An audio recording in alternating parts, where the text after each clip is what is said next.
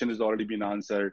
The question is that what are the important terms? Just give us some important terms which people should be mentioning in their offer letter, which are must to add in the offer letter. What is your view on that?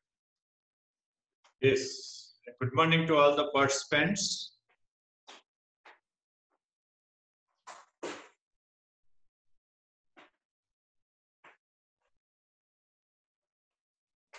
Please go ahead, sir. We are listening to you.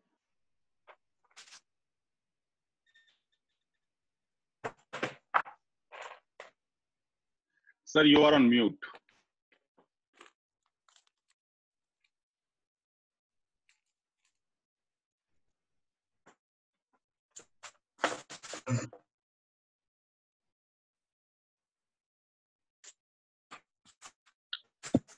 You are on mute again.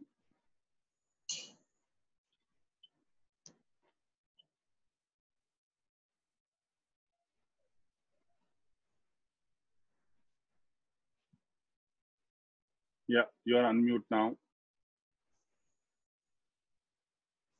Okay. We shall go ahead with this now. Right? Are you able to hear me? Yeah, I can hear you, sir. But yes. Little bit of problem, but continue. What you said is about the offer letter, right? Yes. What are the key points we should add in offer letter? The key points in the offer letter. As we in our earlier session, offer letter is from that different from that of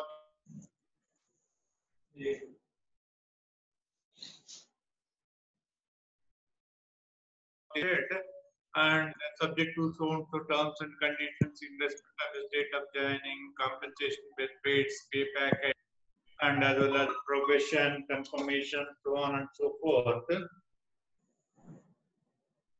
No, sir.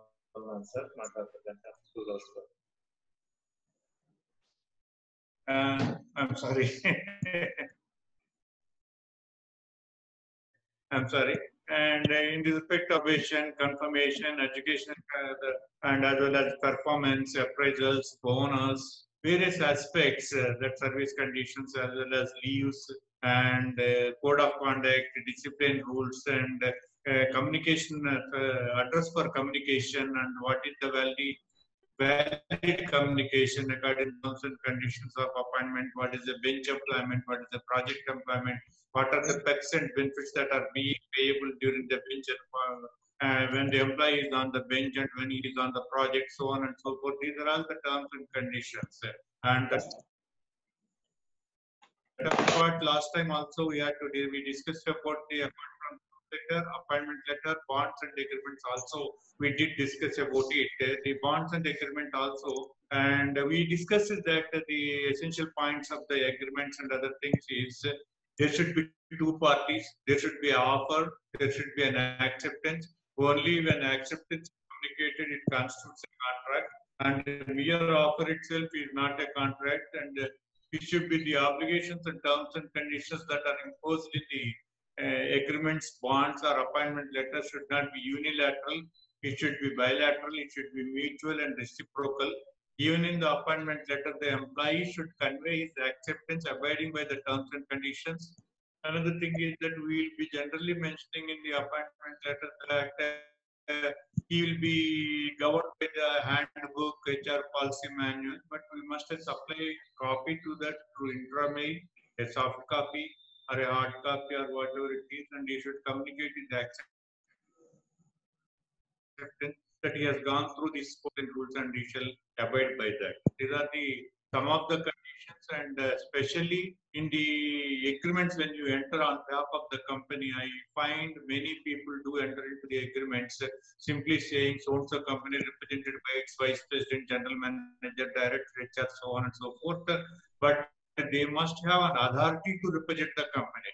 They would get such authority to represent the company by way of a resolution of the board of directors authorizing them, or the managing director when he got a delegation power under articles and memorandum of association, authorizing to represent the company to execute the agreements. Only then it would be a valid agreement. Or simply saying that his appointment letter, the appointment letter of the signing authority like a director HR or the VP or whoever they may be, shall not confer an automatic default right for them to represent the company until unless they are so authorized by the board of directors or the managing director, where the managing director got the powers of decision. Only then they are authorized. Otherwise, they can't represent. And another thing is that even the other person who is entering to, you always have to ensure that the employee fixes his signature right in your presence, in the witnesses, in the presence of the witnesses. Normally, when a digital copy is sent for the signature, nowadays everything is digitalized, and if it is not the practical copy, always better to have a practical copy. It is a tamper proof where you have the hard copy, and it must be signed right in your presence, because you don't know whether that employee signs or somebody else signs if it is signed in your absence. So until unless he signs it, it will not be binding upon.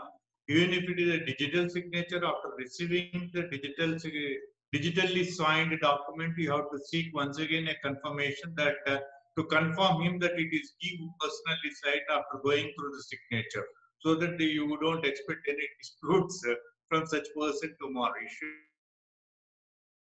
It would be a foolproof one generally. So these are the precautions that are to be taken, and also the thing is that the mostly communication is becoming difficult. Most of the cases, the employees suddenly leave the employment and they go on leave initially, saying that for a couple of weeks, and afterwards they will send a mail regretting owing to his personal problems he can't turn up, and he is in the middle of the project and the company hardly had any chance to replace the talent so immediately, and the company is not sure. Even to communicate, his personal mail ID, which is given, may not be there anymore. That is why it must be clearly mentioned that address for correspondence, and any correspondence sent to such address shall be deemed to have been served upon him. In the event of change, he should intimate. These are the necessary precautions that are to be taken about the bonds and appointment letters. I think most of it earlier we covered, and now we can proceed to the next one. Mr. Govind.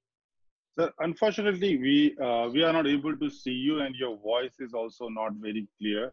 Can I ask my audience if my voice is clear? Can you? Yeah. Okay, great.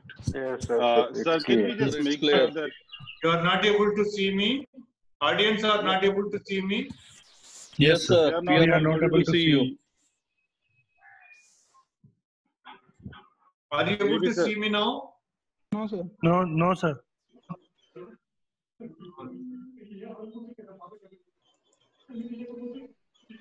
Maybe you would like to. Yeah, you're good now.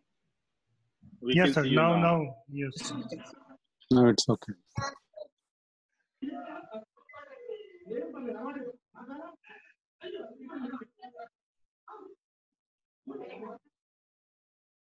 Can I request rest of the people to be please be on mute? Sir, we can see you. Can you hear us?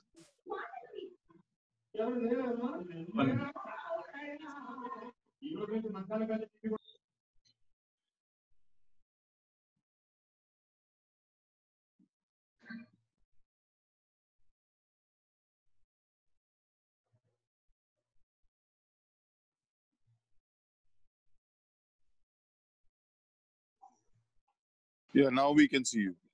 Thank you.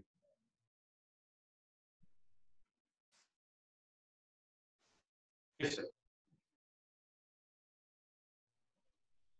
Yes, Mr. Govind. Are you able to see me? Yes, sir. We can see Yes, you sir. and we can hear you. Can you? Yes, Mr. Govind. All right. So, so thanks for answering it. We'll move on to the next question. There are requests from our audience also to kind of be a little slow so that they can catch you.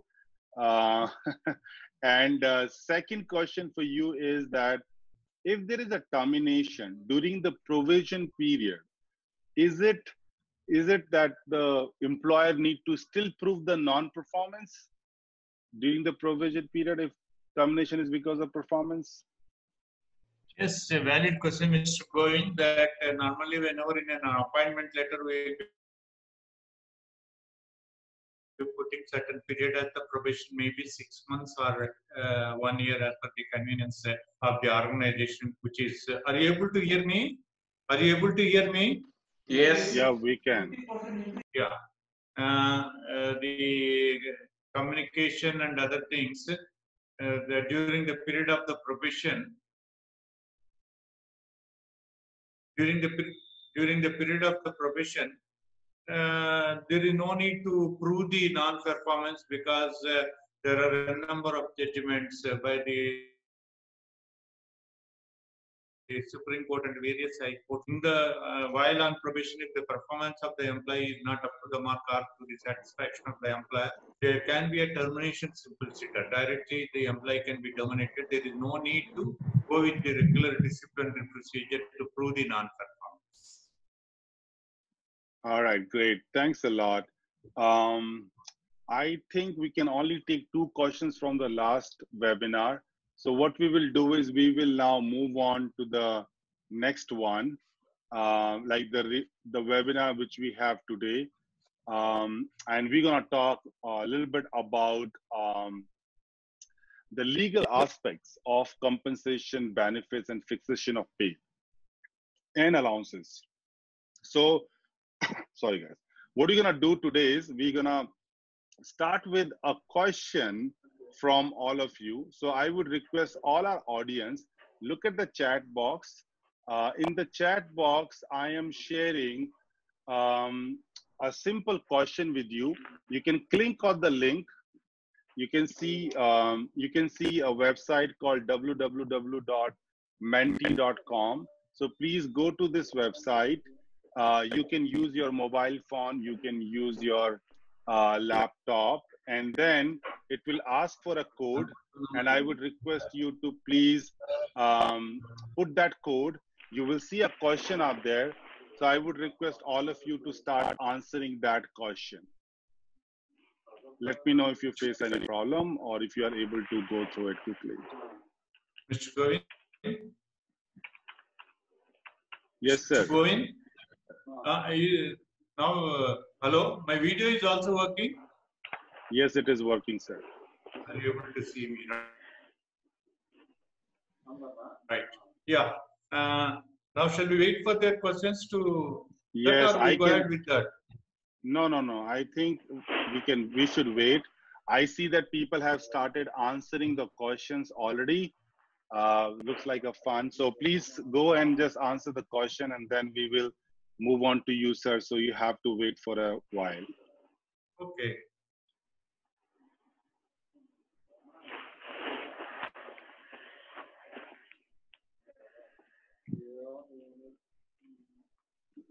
Yeah, we are getting the responses.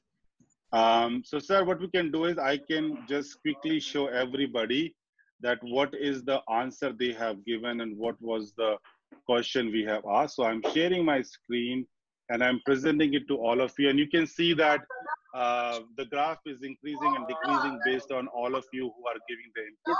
The question was whether employer PF contribution is part of the salary component.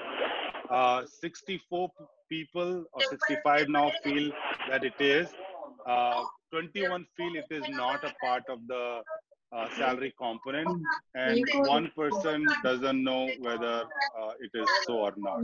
So thank you very much, sir, and maybe we can go back to you, sir, to answer this question. Yes, before that I request the participants to keep their mics mute because there is the echo and the resound. Is it clear now? Yes, sir, yes, I am muting them. Yeah, you can mute the other participants. And my video is also visible now? It is, sir. No, I don't think I can see, but I don't know about rest of the people. You are not able to see me? No, we are not able not visible, to see. sir. Yeah, we are not able to see you.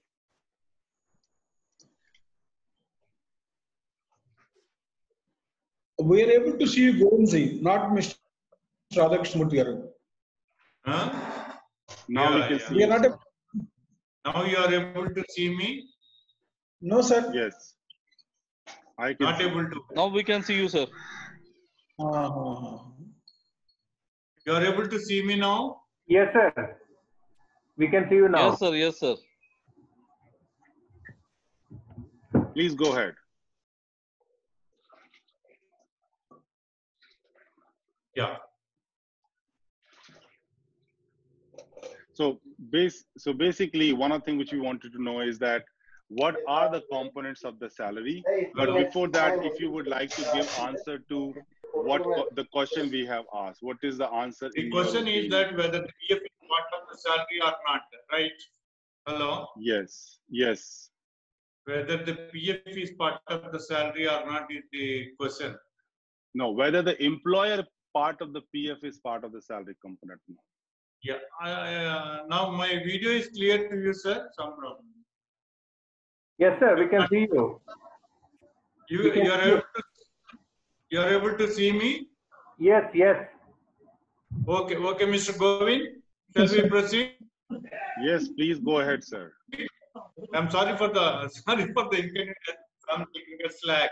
And the employer's contribution of the provident fund, whether it is a part and parcel of the salary of the employee or not, is the question. And majority people said that it is not part of the salary. Some said it is the part of the salary, so on and so forth. And some said they are not aware of it. When it comes to the things that it can't be treated as part of the salary, employer's contribution is a statutory obligation on the part. It is no doubt it is a part and parcel of the cost to the company, but it cannot be treated as a part of the salary because it is statutory obligation that the employer is contributing towards the EPF, statutory obligation on the part of it. It is not that the employer is giving extra, but of course, what I mean to say is the employees drawing up to 15,000 are covered under the EPF and MP scheme, and the obligation of the employer to contribute EPF is only to the extent of 15,000. In the event if the employer is contributing over and above 15,000 PF basic, over and it's a maximum actually on the full basic, then that part of the contribution has to be treated as a part of the salary. Shall I make it clear once again, Mr. Govind? No, I think it is clear to us, sir. Yeah, only up to 15,000 it cannot be treated. It is an obligation on the part of the employer. And if the employer contributes EPF more than 50,000 basic, actual basic, the rest of it is the part of the salary. But the whole contribution is the CTC, cost to the company. Is it clear? Yes, sir. Got it. Thank you. Should we move on to the next question we have for today's webinar? Okay. The next question is whether salary can be bifurcated into various allowances. Yes, sir, because normally the salary, payment of wages as per the employees who come under the definition of non-workmen and who come under the definition of supervisory and managerial, it is as per the contract. But now coming to the workmen category, as we discussed earlier in our first session,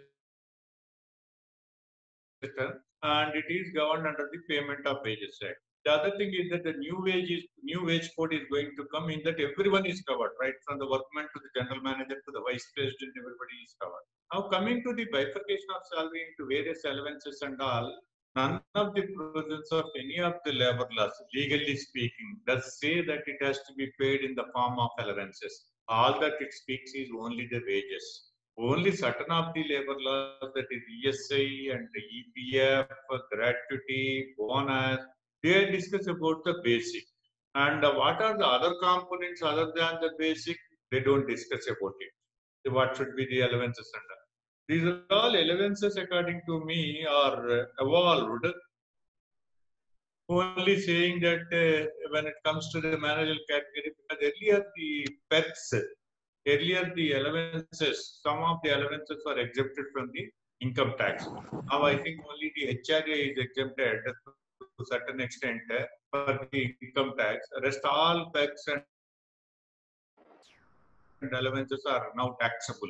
Earlier, unlike so. So for those reasons, it was mentioned. And ultimately, I think that the employer, for the sake of convenience, it is always better to keep as less components as possible, rather putting many components. So many components and other things, it is better to keep. Employer can bifurcate into basic, HRA, VDA.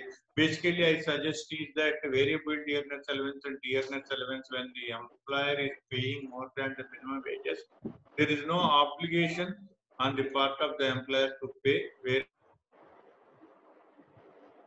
dearness allowance or dearness allowance. So normally it would be, because HRA grants certain exemption under the IT, it is better to put in two components, basic and HRA. Basic and HRA, and the other components is the will and wish of the employer. But the thing is that, of course, here everybody is drawing more than 15,000 rupees, mostly in the IT, ITES, and now not a problem. But according to the recent Supreme Court judgment, all allowances attracts contribution of PF, liability of contribution of PF, except the HRA. Only the HRA is explicitly excluded from the definition of basic wages. All right, got it. Thank you very much. Should we move on to the next question? Is it okay? Question? I'm not going with Mr. Govind. I'm not going in a fast way, no? No problem. Able to. If you can make it a little bit slower than this, that would be great. But yeah, we got it. What you said. Yeah. I'm going to the next question now, and we are keen to know if, and there is a lot of conversation about Provident Fund and what kind of allowances on which you have to calculate it. So we would like to know what are the allowances attracts contribution of EPF. Yes, sir. And as per the recent judgment of the Supreme Court, all allowances shall be formed part of the EPF, and it invites the obligation and the liability for payment of EPF contribution, except HRA. Except HRA.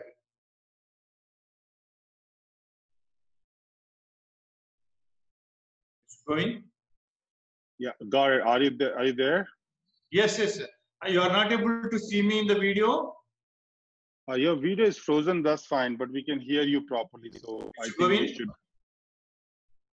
Video is not. Your video is frozen, sir, but we can hear you. My video is not coming? No, sir. Is it coming now? No, sir. No, it's not coming, sir.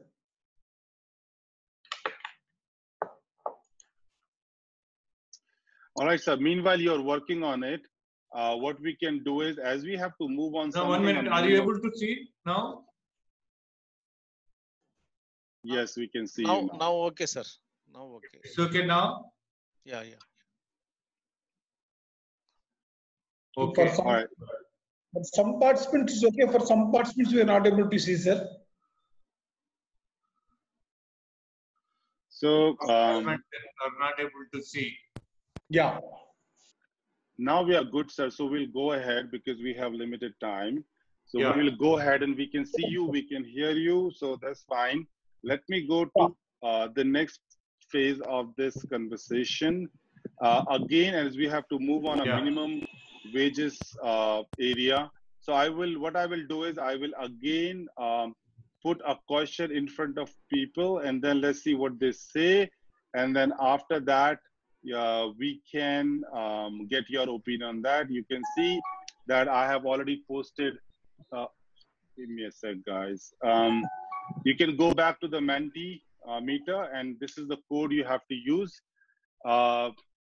And you can give the answer.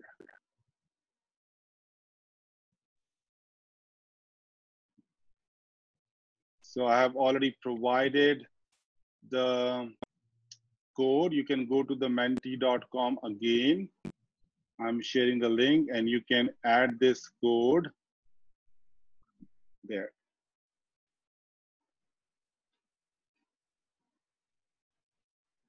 And then we will get back to you, sir, on your opinion on this question.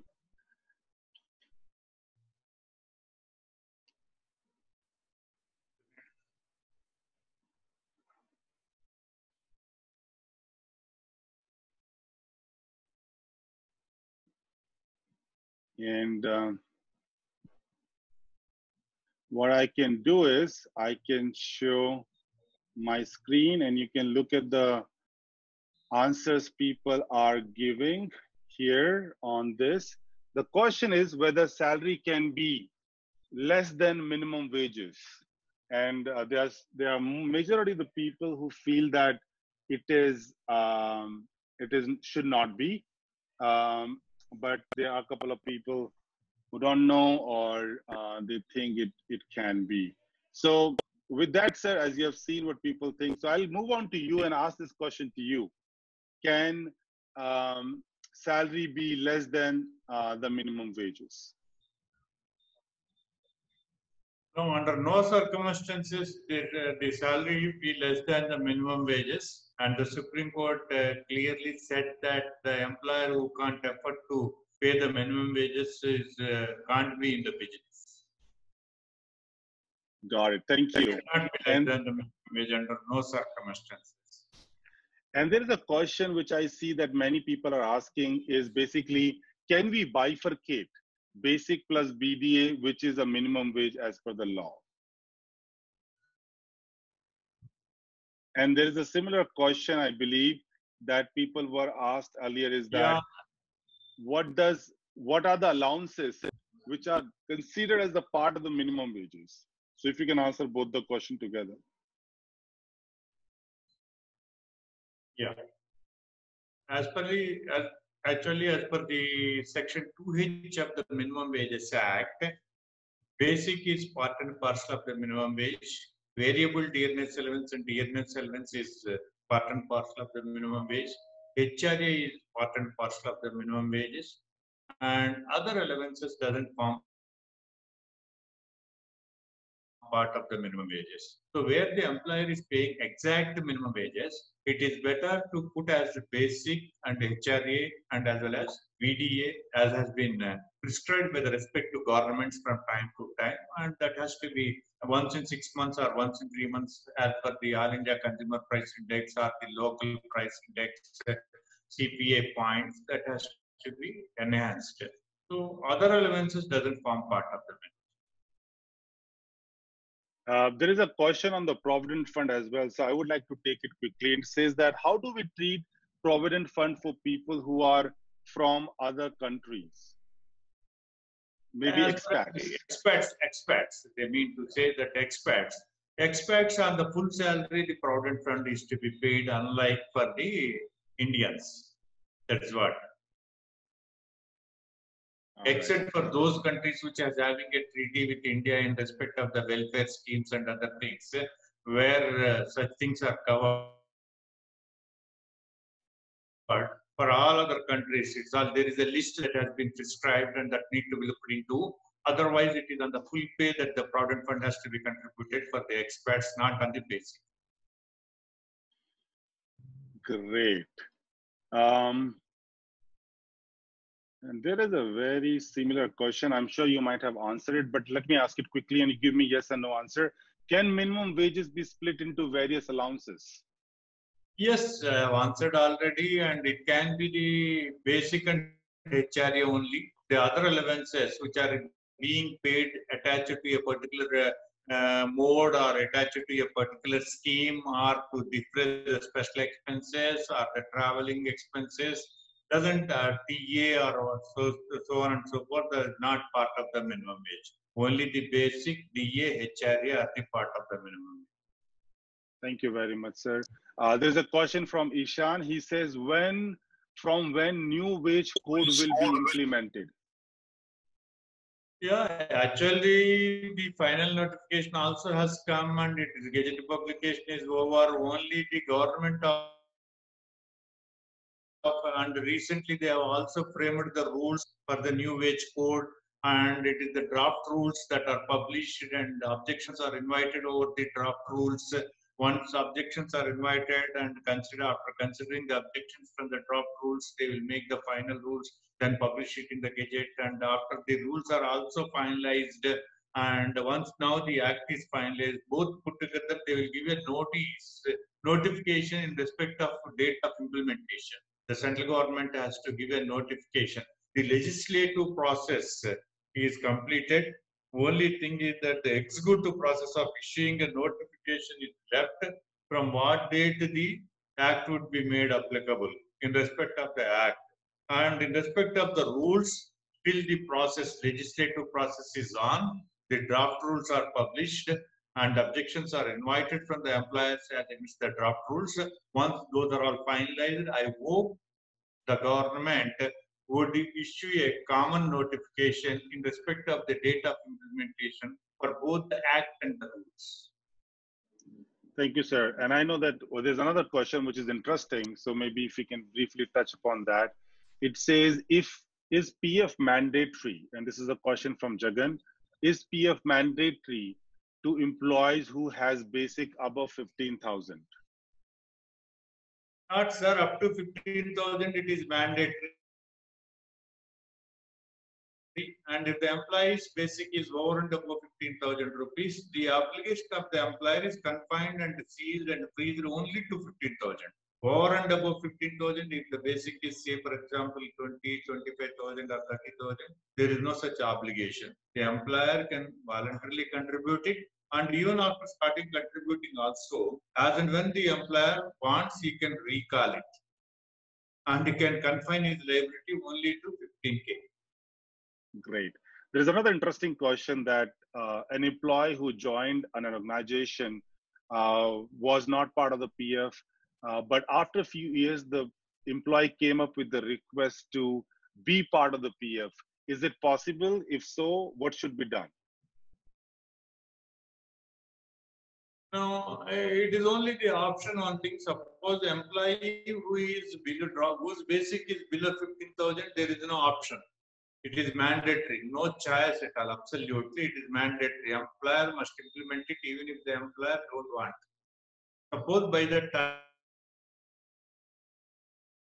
time the employee joins with the company, if he is not already a member of the PF, then he need not be covered. And if he is drawing more than 15,000 basic wage. Suppose if he is a member of the PF and the liability only confined up to 15,000. So maybe the question is a little different in the sense that a person is not a member of PF and there's no PF deduction happening. But after a few days, he says, I want to be a part of the PF. Is it possible? As per you, it is not, right? If he is drawing more than 15,000, it is only the option. Okay. But he can, right? There is nothing like that. It is not possible. Anybody voluntarily wants to contribute, they can. It is between the employer and employee. What I said is up to 15,000 is the mandatory. Above 15,000 is the option. There is another question. Employer and employee. All right. There is another similar kind of question from Seema Day, but little tricky. It says that if the person was member of PF in the previous organization, and now he joins my organization with a basic salary of more than 40,000, is it mandatory for him to be a member of PF? Pardon? Come again. Praveen? I will repeat the question again, sir. The question is that if an employee who joins my organization was member of PF in the previous organization, but in my organization, his basic is 40,000. Is it mandatory for me to deduct PF for him or her? So if he wants to continue the membership, suppose he had withdrawn the PF and he finally settled, but when he joins it, you have the 40,000 basic, there is no obligation on the part of the employer to cover. All right. We covered about PF on expat. There is a reversal question that what happens to the PF contribution for employees who are deputed to other countries, but still on the roll of Indian company? When the salaries and the disbursement is made from the India, it is mandatory as per the Indian law, the contributions has to be paid. Here, those things used to happen. Whenever the employee is sent on site, they continue to get the salaries from India and they used to work over there. Now, I don't think any of adopting that.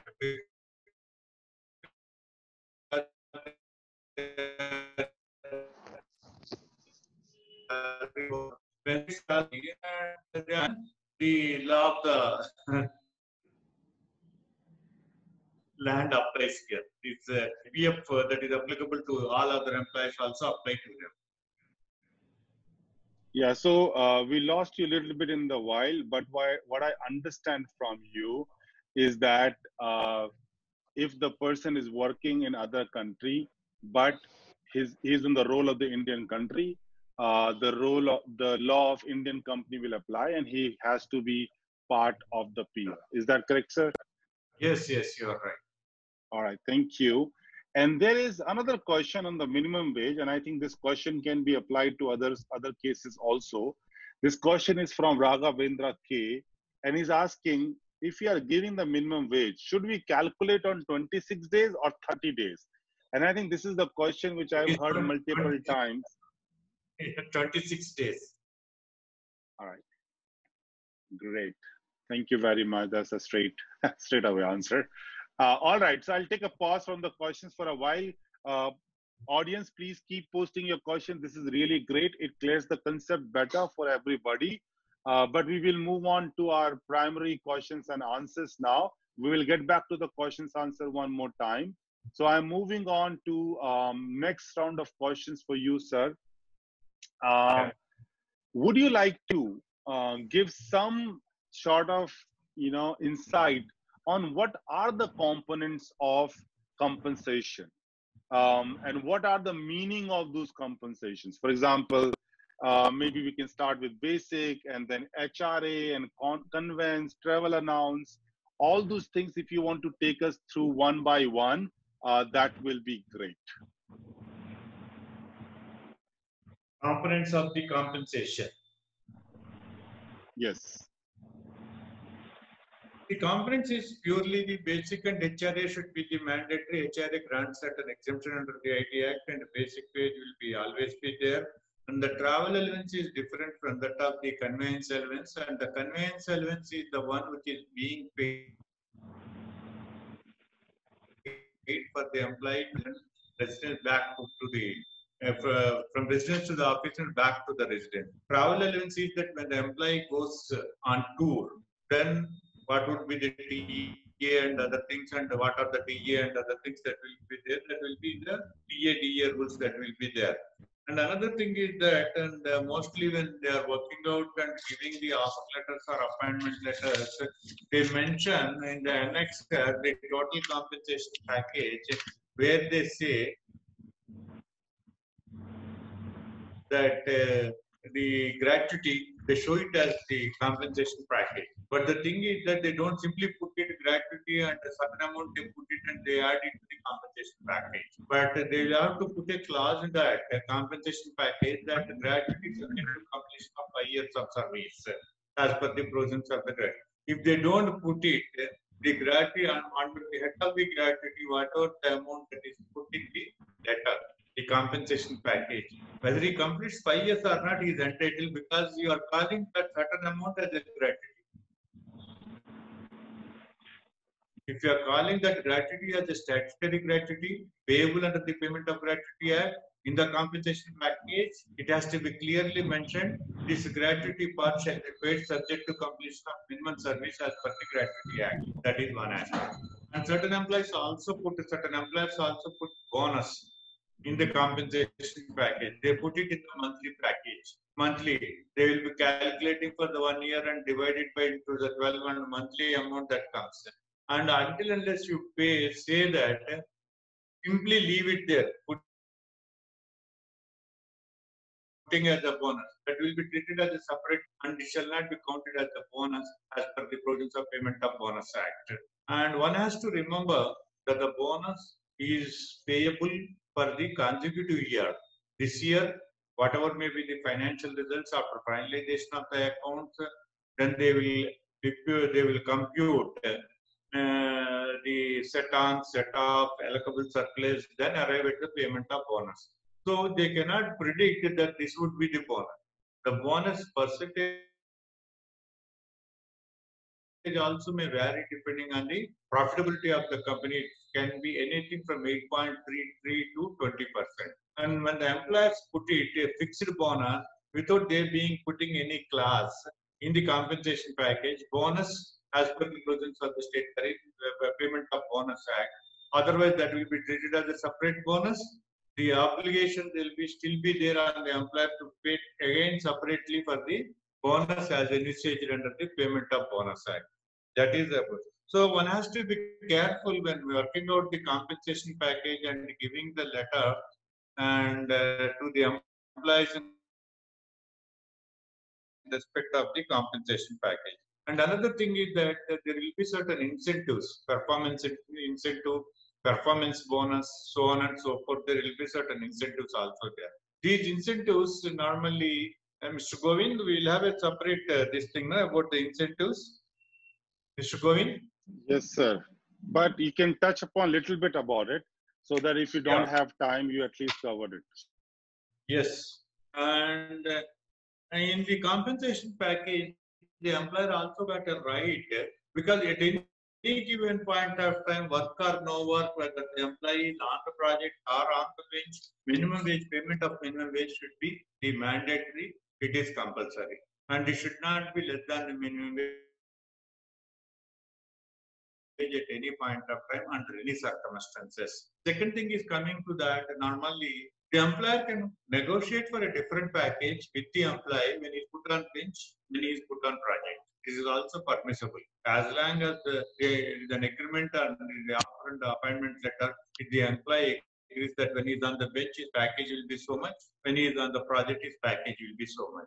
Right at the threshold itself, they can have two different packages for the bench employment and as well as the project employment.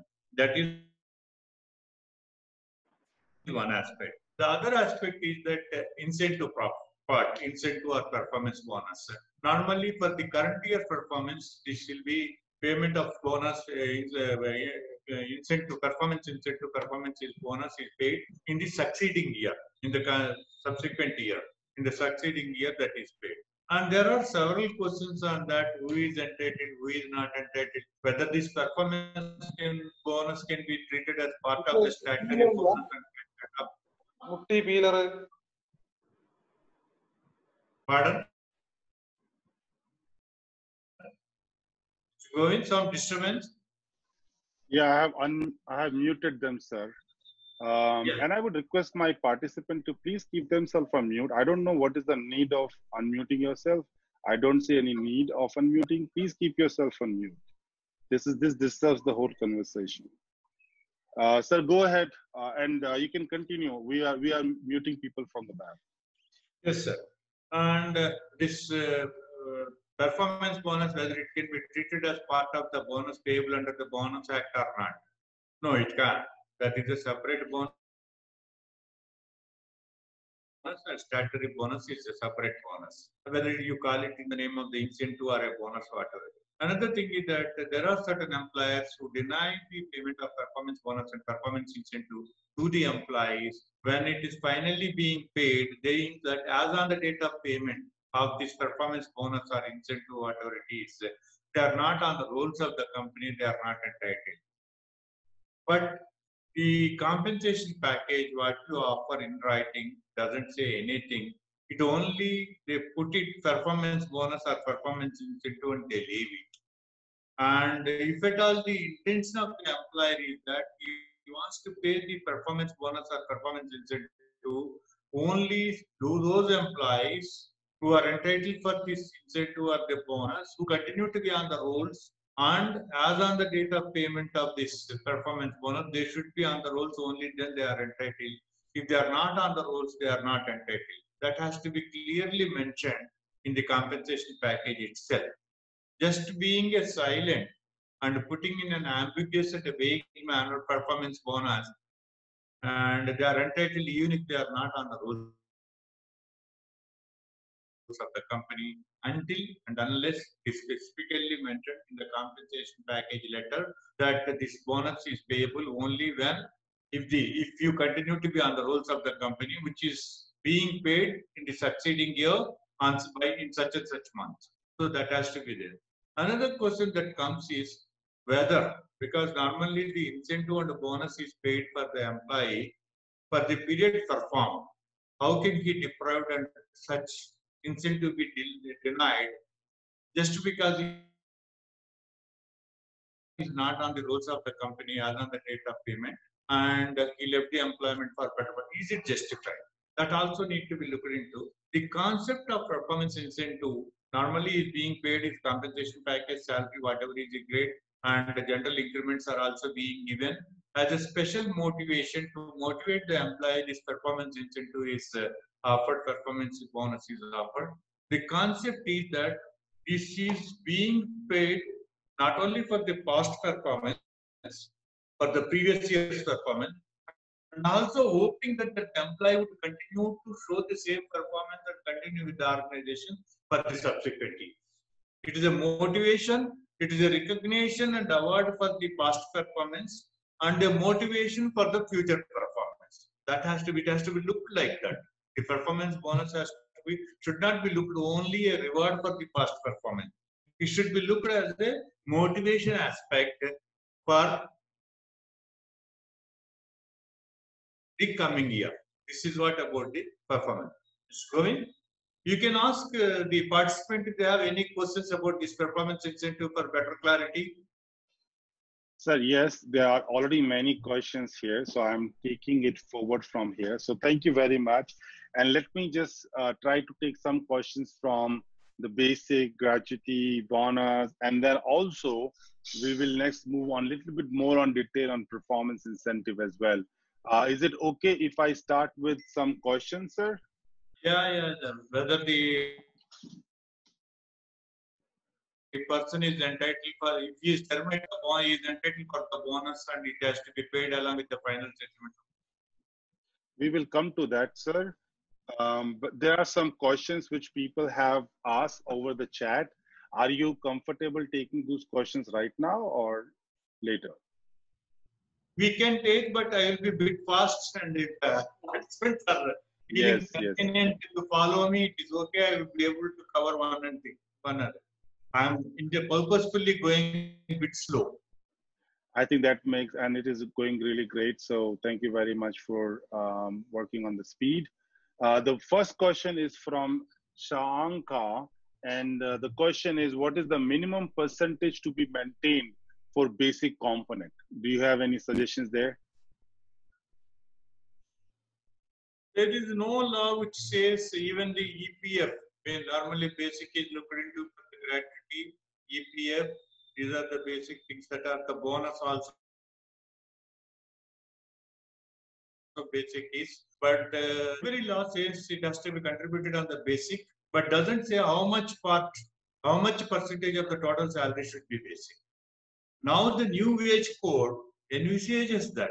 The new wage code says, and in the total salary, whatever name you call, if the allowances which you pay more than 50%, the remaining part of the 50% of such allowances, even if you call it an allowance, it will be a basic. So, in other words, it says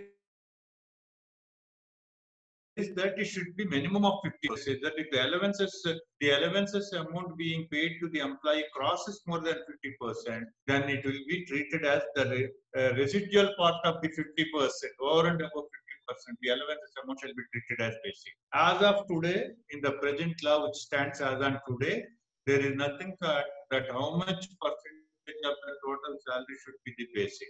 But all that EPF Act envisages is that the basic ones, as per section 12, the basic ones fixed cannot be reduced. Thank you. Great clarification.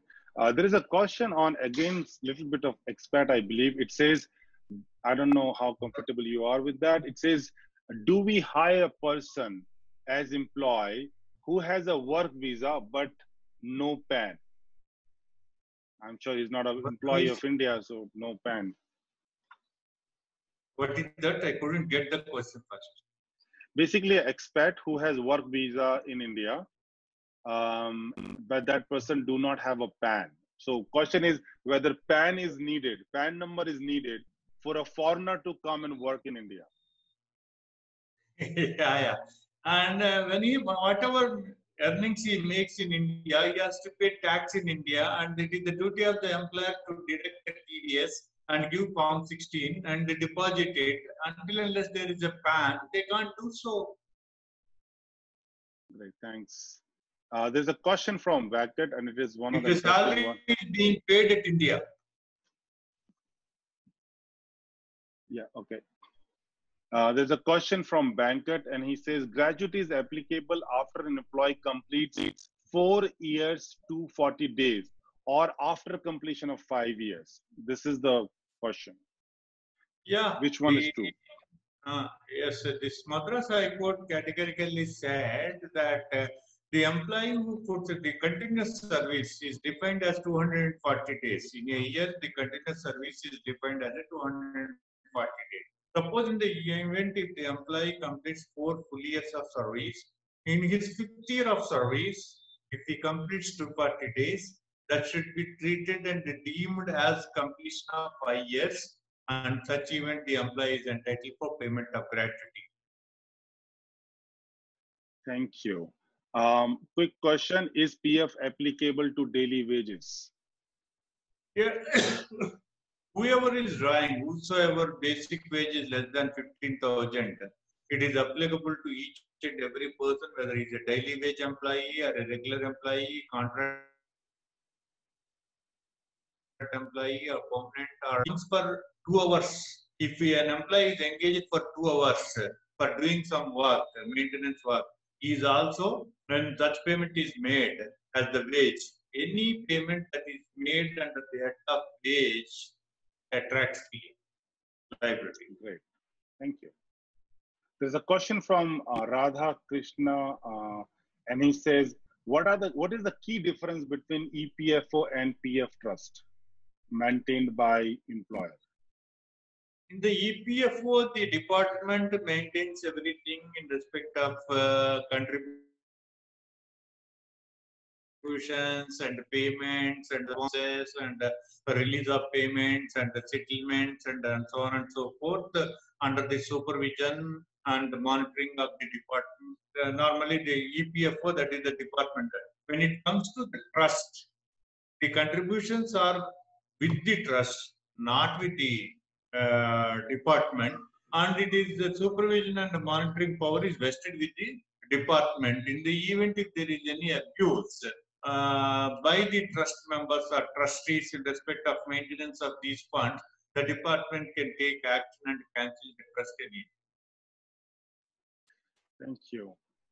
There is an interesting question based on the current scenario of COVID-19. Is there any change in the PF Challan payment date? I don't think there is any change.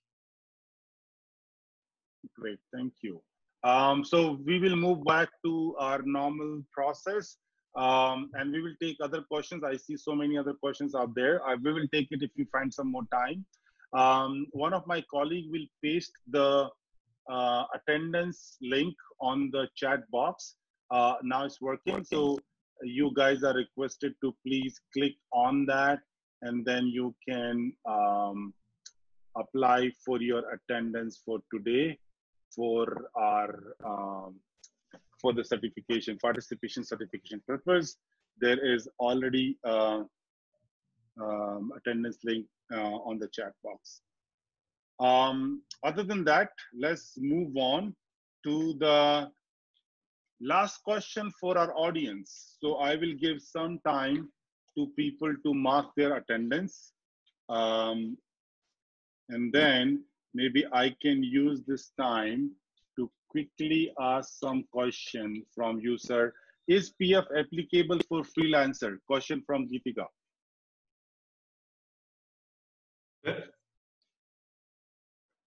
Hello. Yes, sir. Are you able to hear me? We can hear you. Are you able to?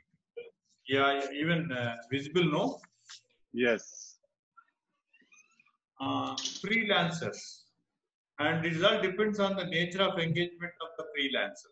If the freelancer is engaged as a consultant, though he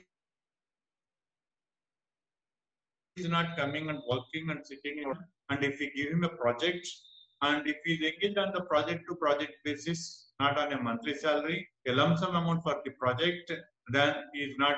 And suppose in the event that freelancer is exclusively working for that company and he is not taking up any other job of any other employer, then he will be treated as a employee only, whatever nomenclature that is used. Whether you call him as a consultant, whether you call him as a freelancer, if that person is being paid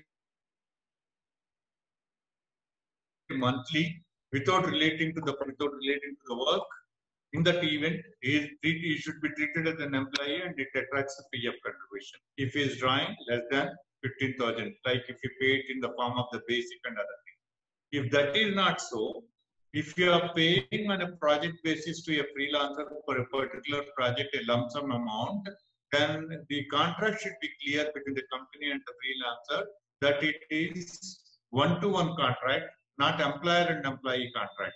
It is a business contract. Like what I said is contract for service. Contract for service is a business contract. Contract of service is an employment contract. And it should be clear in the contract for service is being paid a lump sum amount for that project and the duration, blah, blah, the terms and conditions. In such event, the employer will be deducting the TDS. The 10% they will be raising and service charges will be there as per the GST. He has to pay the GST and other things. That procedure as being followed to any other vendor to be followed even for the freelance. Okay, thank you, sir. So I think I'll put a pause on the questions now, and I'm sharing another link on the screen for everybody to answer this question.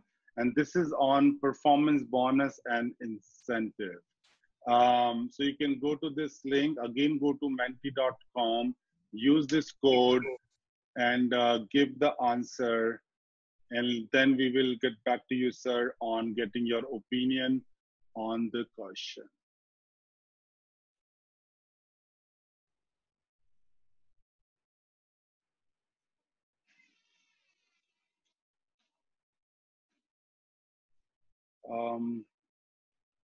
I see only 1%, 2% answering the question so far. So if you can just go quickly out there, then we will move to the original question to sir, and I can share my screen, what people are answering so that you can see.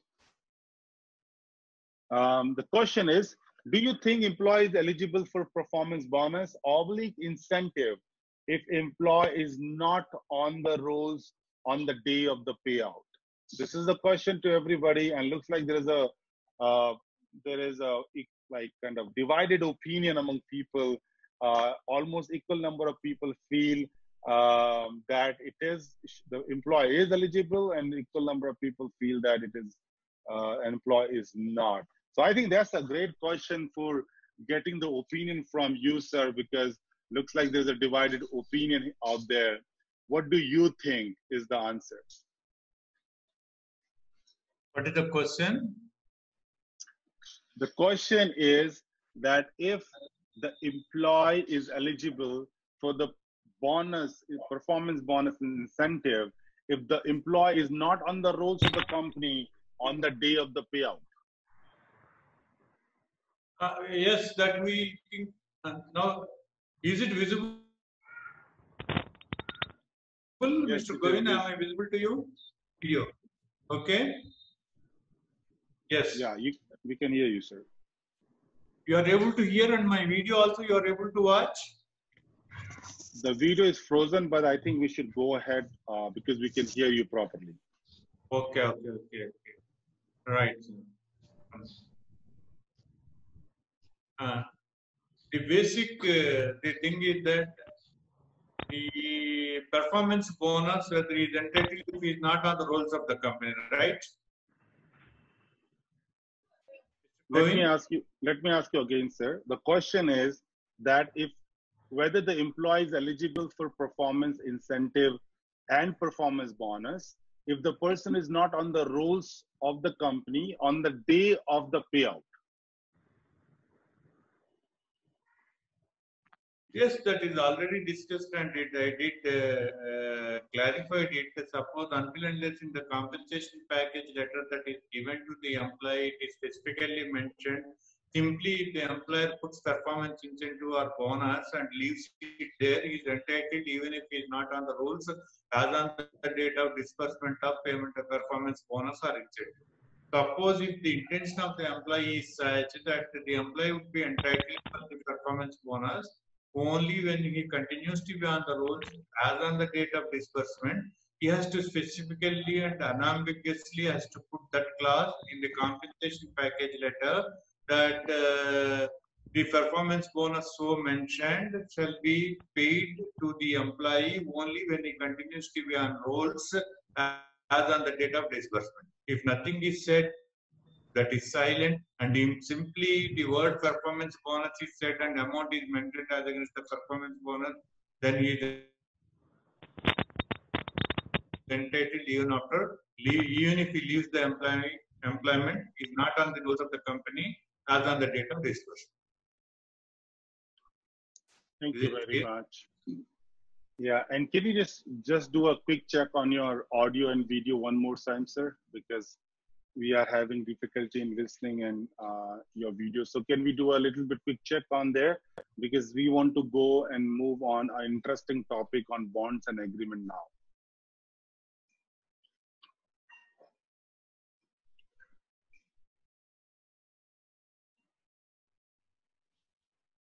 Mr. Radha Krishnamurthy, we can't see you, we can't hear you. Can you just do a quick check? One minute.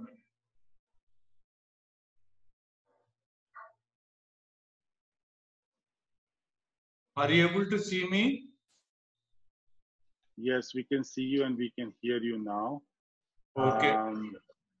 You are able to see and hear me. Yeah. Yeah. So let's move on to the question on the bond and agreement. What is the difference between a bond and an agreement? So if you can just classify. It's a very. Is it audible now, Mr. Govind? Audible and also you can see me, right? Yes, it is. Yes, it is. Yeah. Yes, sir. Normally, the bond is that one person executes in favor of the other person. The agreement is between the two parties. That is, it is a discussion that obligations and the terms and conditions are discussed.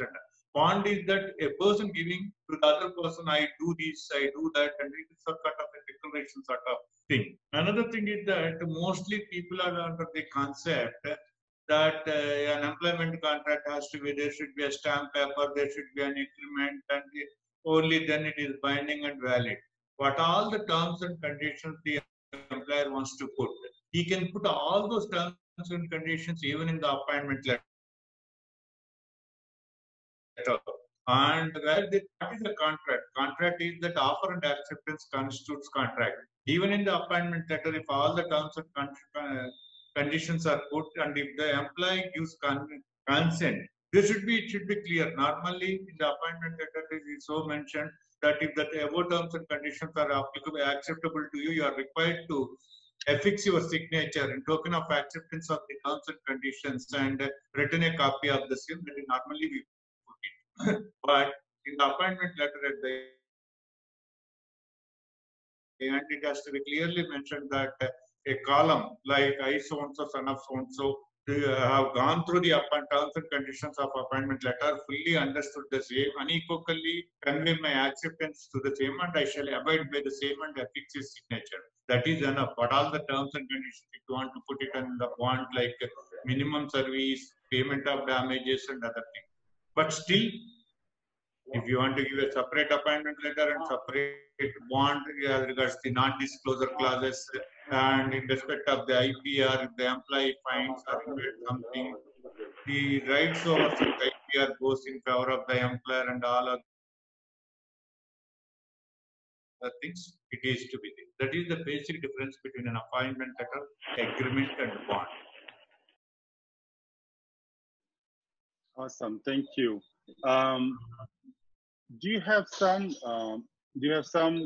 information on what are the essentials terms and conditions we should be putting in an agreement and bond while drafting them? Normally, in the agreement and the bond, in the agreements, normally the thing is that full description of the party should be there, and the company and as well as the employee.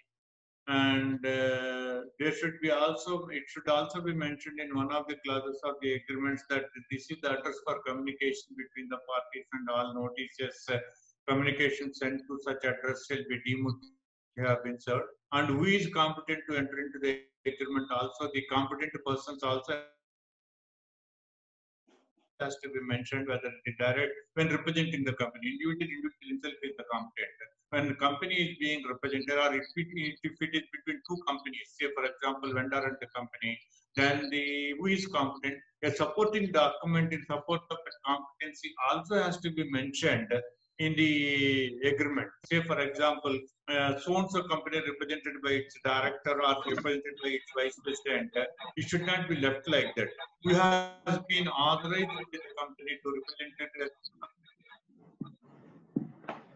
on behalf of the company, why resolution dated so-and-so or why GPA dated so-and-so, that has to be clearly mentioned. The linked document in respect of the competency to enter into an agreement on behalf of the company also has to be clearly mentioned in the agreement. Another thing is that in order to avoid ambiguity in respect of interpretation and implementation, all the words that are used in the agreement has to be defined in the agreement. What do they mean? What do the parties mean by such words? That has to be clearly defined.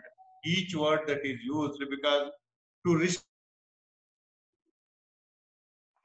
the scope of interpretation, it is better to clarify and define the words that are used in the agreements and the bonds. Another thing is that wherever the agreement also, it should not appear the content and the body of the agreement once put into, it is unilaterally imposed, because the Supreme Court categorically said in some one of the cases that the agreement between an employer and employee is an agreement, a contract between lion and lamb.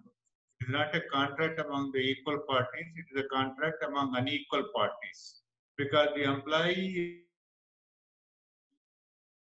is compelled to accept the terms and conditions imposed by the employer for want of employment, because he doesn't have any other option. He doesn't have 100 jobs to go, where the employer may be having 100 employees to join. So there won't be a free consent. So that is why, and by the same time, it doesn't mean that the bonds and agreement between employer and employee totally invalid, or it can't be said that it is a void ab initio. Still it is valid, but the terms and conditions should be mutual and reciprocal. It should be discussed. And it should appear like that. Justice not only be done, it should seem to have been done. Okay, Mr. Govind? Yeah, thank you, sir. And in this also, liquidated damages also being claimed, and the amounts put, you should be able to justify when the employer goes to the court and sues the employee for claiming it. Simply should not be put some unreasonable figure. How the damages are justified by the employer before the court? Suppose if the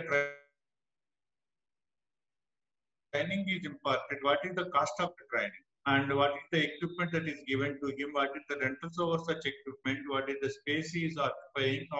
And what is the man-hours spent by the mentors or the trainers to this employee to pull it? And what are the cost of the resources he used? And what is the recruitment cost? What is the replacement cost?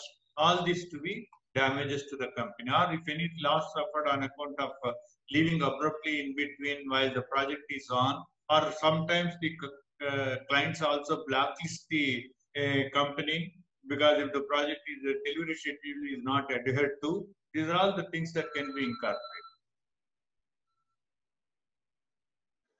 All right, great, thank you.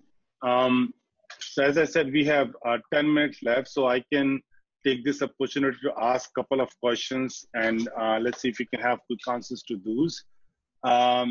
So I'll take question from Anand, and his question is, what are standing orders? And is it driven by the labor department or drafted by the companies?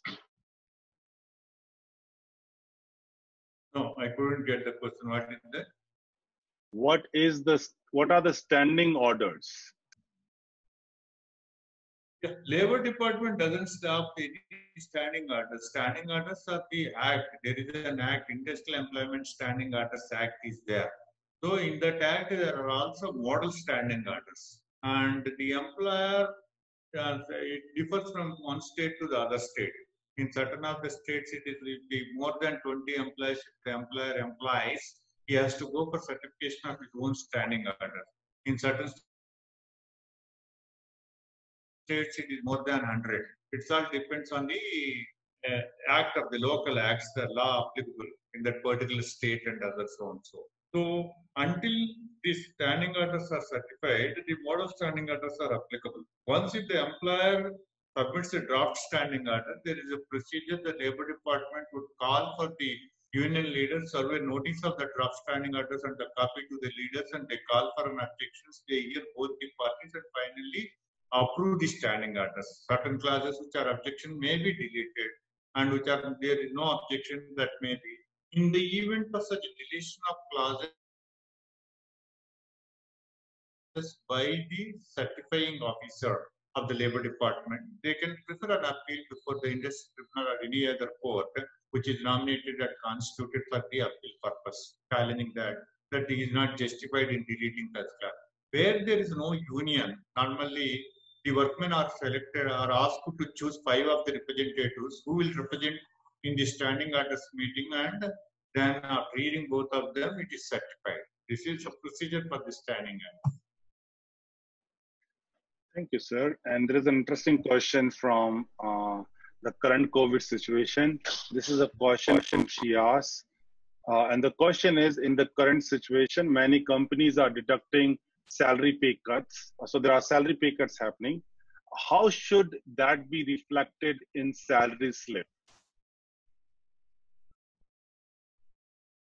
No, the pay cuts also can't be done just like that unilaterally. If the employee should accept and the salary which is cut should not be less than the minimum wage. It should always be more than the minimum wage.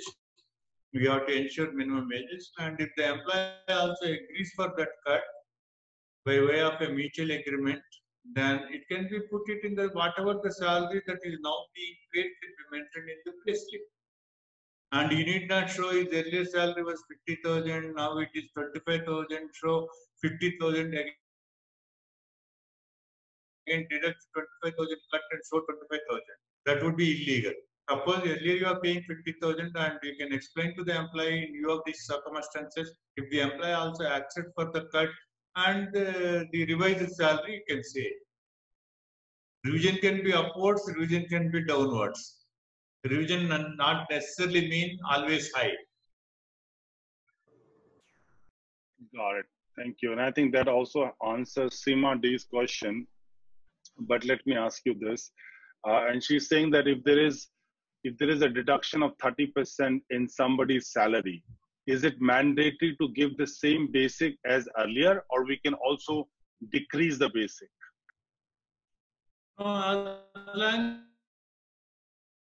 The basic is below the basic, as per the PF Act, the basic once fixed cannot be reduced. If such basic is above 15,000, say for example 30,000 or 20,000 or whatever it is, then you would be able to, but it should not be less than 15,000. Right. In another question, you gave a reference of Madras High Court judgment on gratuity. There is a question from there's a question from Srinivas, and he's asking that can that be applicable? Is this applicable to other states? Because this is something being said by Madras High Court. It is applicable. It is the law laid down by the courts also. Normally, as per the Constitution, it is only the Supreme Court judgment that is by default applicable. but not so. But it is being followed as a precedent by the other high courts also.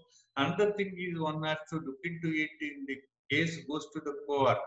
While interpreting, they always feel that the labor legislation is a welfare piece of legislation. The interpretation will be mostly towards the workmen. So it is applicable to everywhere. Thank you. Interesting question. It is from Piyush, and he's asking if the employee who have joined 7 days before dies, whether that person nominee will be eligible for gratuity, and if so, for how many days? Eligible for what? Gratuity. Yeah.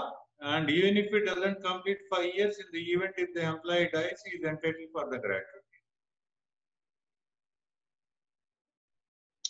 Awesome, And great.